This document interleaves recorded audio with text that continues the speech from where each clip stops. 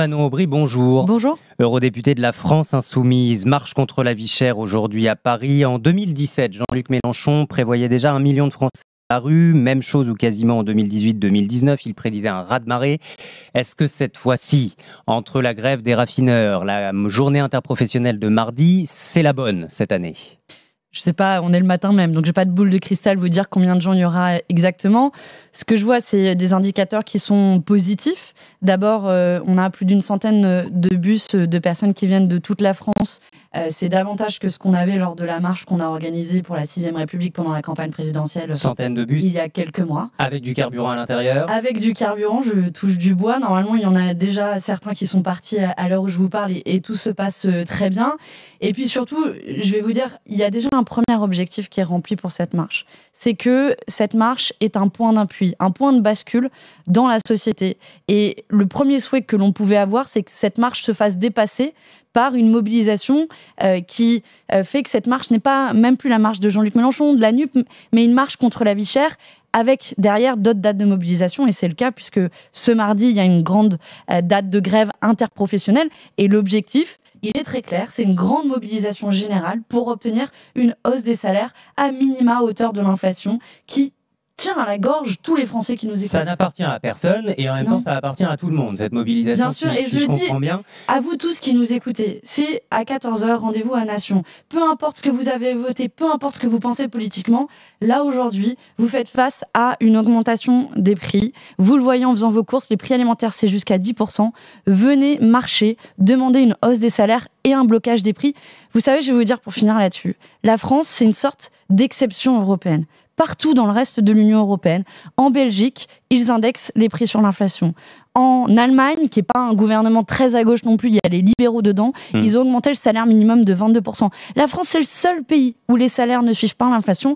Alors il est temps de donner un peu de respiration aux gens qui galèrent à finir leur fin de mois. Défendre les services publics, les salariés en lutte, taxer les super profits, ça n'est plus seulement une marche pour le pouvoir d'achat ou contre l'inaction climatique. Mais on ne va pas se mentir quand même, Manon Aubry, vous nous dites c'est tout le monde, tant mieux si la CGT prend le dessus en ce moment. Il y a aussi une volonté de draguer la CGT, de la faire venir dans cette marche, alors que Philippe Martinez dit, pour le dire clairement, je m'en fiche un peu de ce qui se passe dans les rangs de la France Insoumise aujourd'hui. Je ne crois pas que c'est ce que Philippe Martinez ait dit. Ah bon ?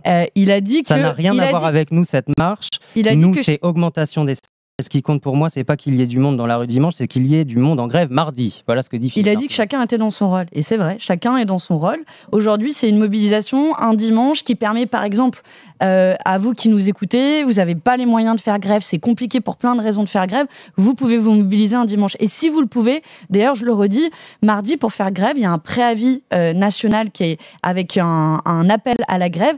Il n'y a pas besoin de se déclarer en avance, même si vous êtes tout seul dans votre entreprise, vous pouvez faire grève. Et je vous le dis, il y a plus de 700 syndicalistes qui ont appelé à cette grève et il y aura plusieurs syndicalistes qui prendront la parole, notamment un raffineur, pendant la mobilisation et pendant la marche. Se mobiliser pourquoi, concrètement, Manon Aubry ?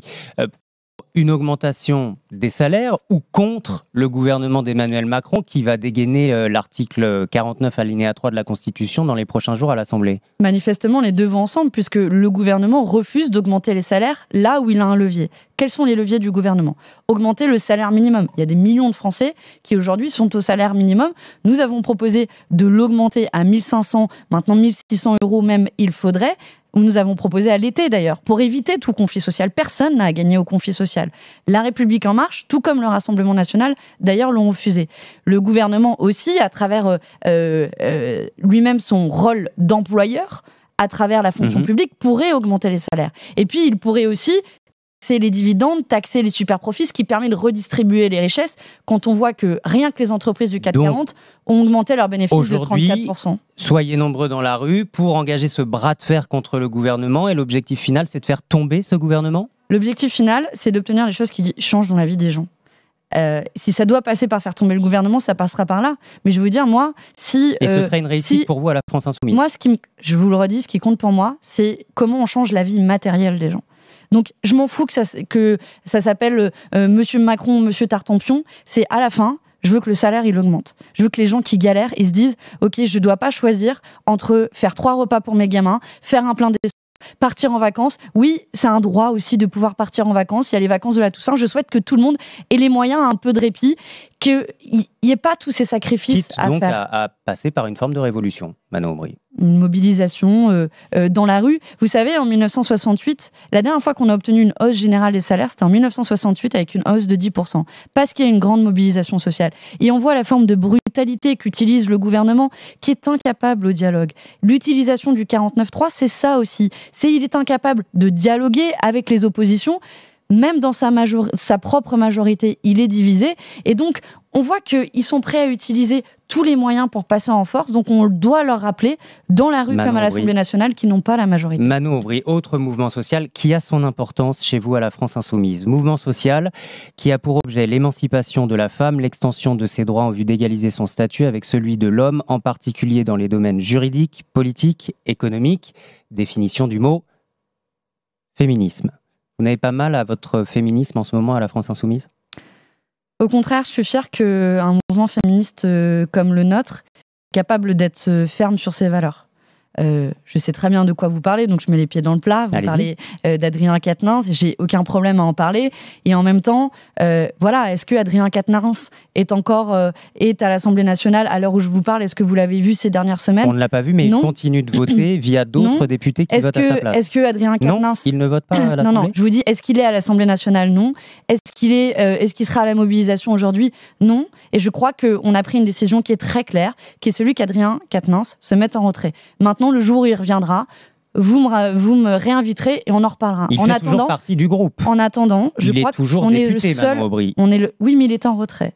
Et on est le seul mouvement face à des actes de violence conjugale, a pris ses responsabilités et a mis en retrait un de nos principaux responsables politiques. J'en attends autant d'autres mouvements politiques.